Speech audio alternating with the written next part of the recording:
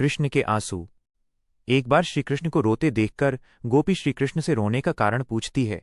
उसी के उत्तर में श्रीकृष्ण कहते हैं, सुनो सखी, जहां प्रेम है वहां निश्चय ही आंखों से आंसुओं की धारा बहती रहेगी। प्रेमी का हृदय पिघलकर आंसुओं के रूप में निरंतर बहता रहता है और उसी अश्रुजल प्रेम जल में प्रेम का पौधा अंकुरित होकर निरंतर बढ़ता रहता है।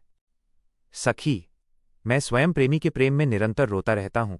मेरी आंखों से निरंतर आंसुओं की धारा चलती रहती है। मेरी इच्छा नहीं थी कि मैं बताऊं, पर तुमने बार बार पूछा तुम क्यों रोते हो, तो आज बात कह देता हूं। मैं अपने प्रेमी के प्रेम में रोता हूं।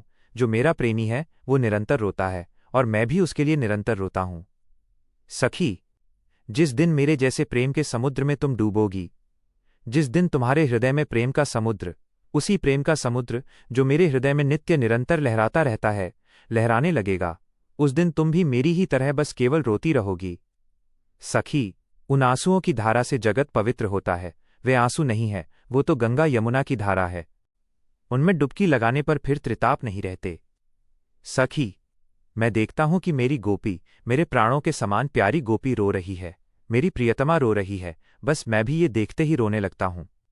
मेरा हृदय भी रोने लगा जाता है।